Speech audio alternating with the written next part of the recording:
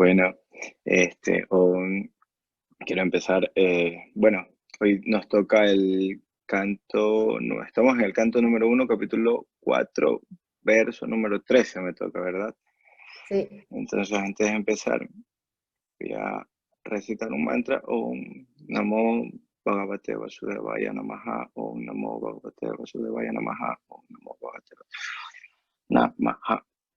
Bueno, dice Tat Sarvang Na Samakanja Prishto Yat Yaha Kinkana Manje Tivan Visaye Bakan Snatan Antraya Chandasat.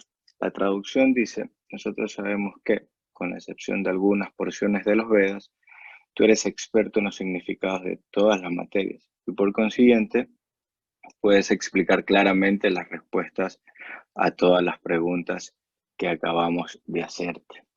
En el significado, Srila Prabhupada nos hace mención sobre los Vedas y los Puranas.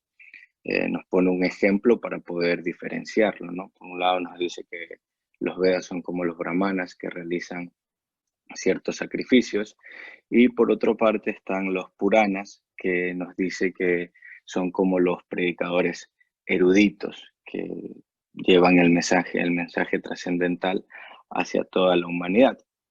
Para contextualizar un poco, como ustedes bien saben, los Vedas son Sruti o Sabda, que es ese sonido trascendental que fue captado por la primera persona en este plano material, que es el señor Brahma. El señor Brahma transmite este mensaje a los rishis de esa época. Veda significa conocimiento, ¿no? Los Vedas están divididos en 4 libros, que son el Rig Veda, el Samaveda, el Yayurveda y el Atharva Veda. Pero más que solo estos 4 libros, la literatura védica también posee a los Upanishad, que son los relatos filosóficos y metafísicos, los Puranas, que son las historias, y los Itahasas, que son las epopeyas. Y en las epopeyas está el Ramayana y el Mahabharata. Se dice que en el Dyaparayuga los Vedas decayeron, ¿no? Decayeron, fueron mal interpretados. Y el señor Brahma, con los demás semidioses, oraron al señor Vishnu para que los ayude en este sentido. El señor, respondiendo a estas oraciones, baja como Vyasadeva. Vyasadeva coge el gran Veda que había y los divide en los 4 libros antes mencionados. Aparte también recopila toda la literatura védica, los Upanishad, los Puranas, las epopeyas, y forma todo este bagaje de la literatura védica.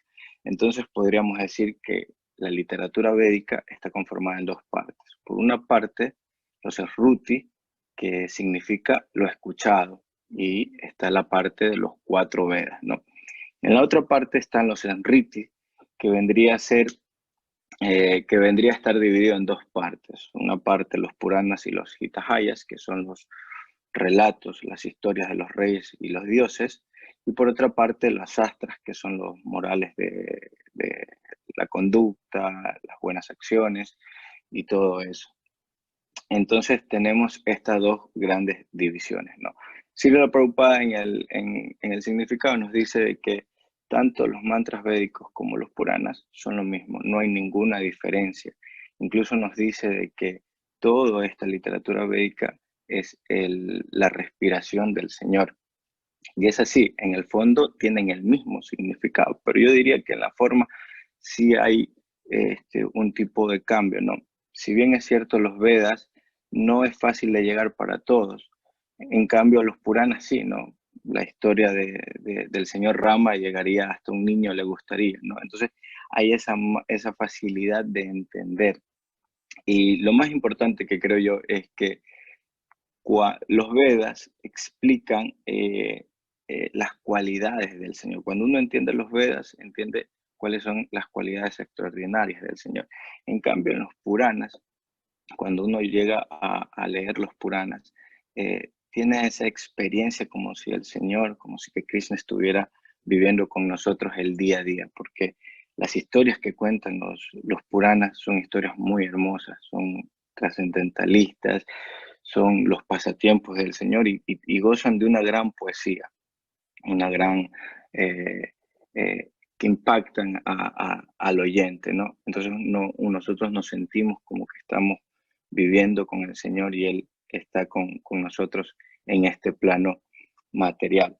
Srila Prabhupada nos dice que el Bhagavatam es el néctar de todo esto, y es así, ¿no? Son comentarios tanto de los Hitahayas, que son los Ramayanas, que es el Ramayana y el Mahabharata.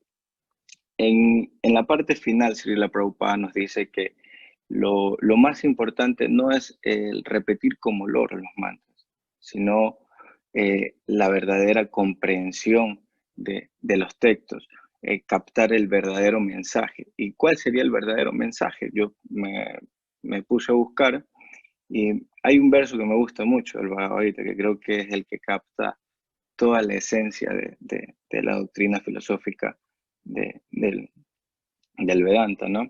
Y es el Bhagavad Gita 1865, en el cual cuando Krishna nos dice, absorbe tu mente y tu corazón en mí, vuélvete mi devoto, adórame, ofréceme reverencias y vendrás sin duda a mí. Eso se lo dice a su amigo Arjuna, y yo creo que ese mensaje va para todos los seguidores de esta senda espiritual, ¿no? Entonces, eso fue lo que pude captar en este verso.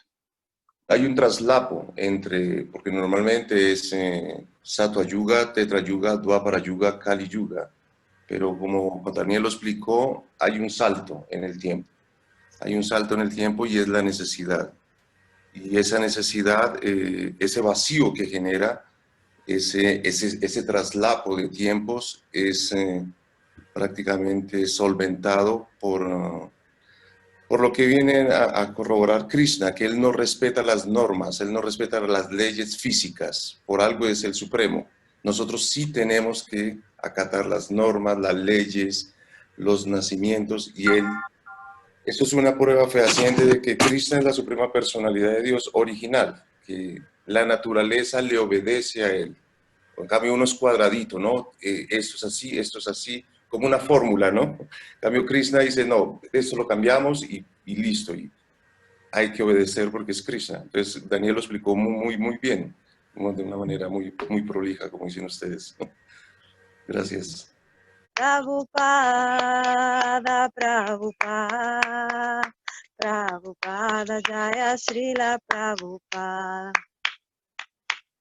Srila Prabhupada ki Jai. Haribol.